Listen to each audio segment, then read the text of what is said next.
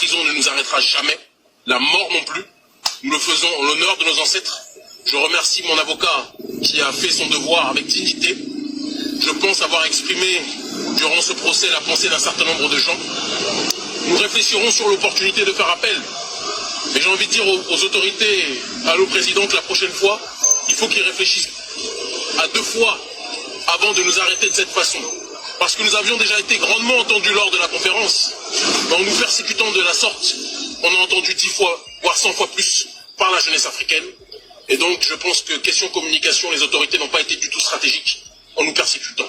Je regrette enfin, pour terminer, que pour quelqu'un qui est un libre penseur, qui défend les droits de ses semblables, on se sent obligé de l'humilier et de l'enfermer dans une cellule où il n'y a même pas le minimum vital pour un détenu, parce que normalement tout le monde a le droit au moins à des toilettes, à un lieu un minimum décent. Je constate que je n'ai pas vu ça.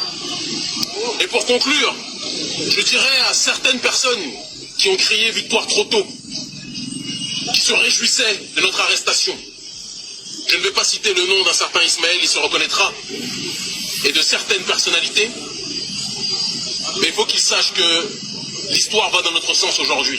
Que la jeunesse africaine n'est plus décidée à se laisser marcher dessus. Un peu partout où nous sommes interdits et censurés, je constate que nos avis sont majoritaires. Et sur les réseaux sociaux, un petit Africain né dans la diaspora, rentré il y a 10 ans sur le continent, réunit aujourd'hui beaucoup plus de sympathisants que la plupart de nos dirigeants africains qui, eux, sont obligés de dépenser des sommes astronomiques pour avoir un semblant d'audience. Nous, on ne dépense pas un centime de francs CFA ou d'écho, même si c'est la même chose en réalité. Pour avoir une audience, les gens nous entendent parce qu'ils savent que le message que nous donnons, que nous transmettons, est un message de dignité, un message de sincérité, et que nous irons au bout. Ce n'est pas le combat de Kémy Séba, je tiens à le préciser, parce qu'on a essayé de personnaliser la thématique.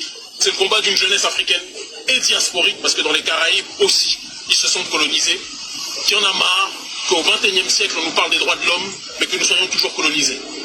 On a parlé du franc CFA au départ, l'intelligentsia africaine nous a considérés comme des fous, comme des populistes. Ils se sont moqués de nous. Aujourd'hui, les mêmes qui se moquaient de nous sont obligés de prononcer face caméra à côté de Macron qu'il faut changer en partie, pour nous ce n'est pas suffisant, mais changer en partie le franc CFA. C'est parce que nous avons mis la main dans le cambouis qu'on en est arrivé là. Bienvenue. Aujourd'hui, nous analysons le message de Kémy Séba après sa libération par la justice française, sans aucune poursuite judiciaire. Cet événement suscite de nombreuses questions. La France ne vient-elle pas de contribuer à rendre Kémy Séba encore plus célèbre en l'arrêtant ici? Plongeons ensemble dans ce message pour comprendre l'impact de cette arrestation et ce que cela représente pour le mouvement panafricaniste. Dès le début de son discours, Kémy Séba met en avant une idée forte. La prison ne nous arrêtera jamais. La mort non plus. Nous le faisons en l'honneur de nos ancêtres. Ce point est central dans sa rhétorique. L'idée que ce combat est juste une question de justice moderne est fausse. C'est plutôt une question de justice historique. Il se présente comme le continuateur d'une lutte qui dépasse sa propre personne et s'enracine dans l'héritage de la résistance africaine contre l'oppression. Ensuite, il exprime sa gratitude envers son avocat, mais il n'oublie pas de remettre en cause la stratégie des autorités françaises.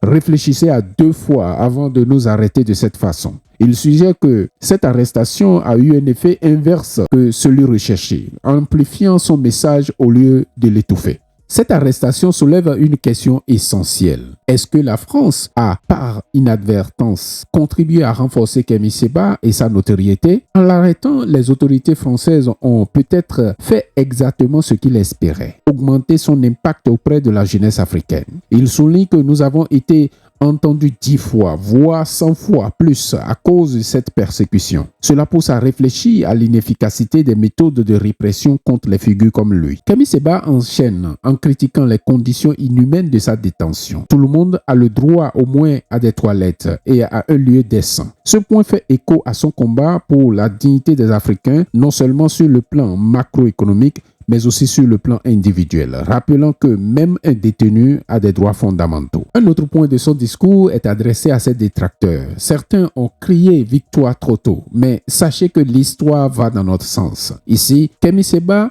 ne se contente pas de répondre à ses opposants. Il annonce que la jeunesse africaine n'est plus disposée à se laisser dominer. Cette phrase résonne particulièrement à une époque où de plus en plus de jeunes africains prennent conscience des injustices économiques et politiques imposées à leur pays. Ce qui est particulièrement intéressant, c'est son observation que nos avis sont majoritaires sur les réseaux sociaux. Ce constat reflète bien la puissance de la communication numérique. Kemi Seba réunit plus de sympathisants en ligne que beaucoup de dirigeants africains, et ce, sans dépenser d'argent. Cette analyse montre à quel point les réseaux sociaux sont devenus un terrain de bataille essentiel pour l'opinion publique, surtout lorsqu'il s'agit de mouvements souverainistes. Kemi Seba conclut son discours en rappelant le combat contre le français, moqué par les élites africaines, mais aujourd'hui au centre des discussions. Il est clair que ce mouvement a fait évoluer les mentalités, même chez les chefs d'État africains, certains ayant été forcés de reconnaître la nécessité de réformer ce système monétaire.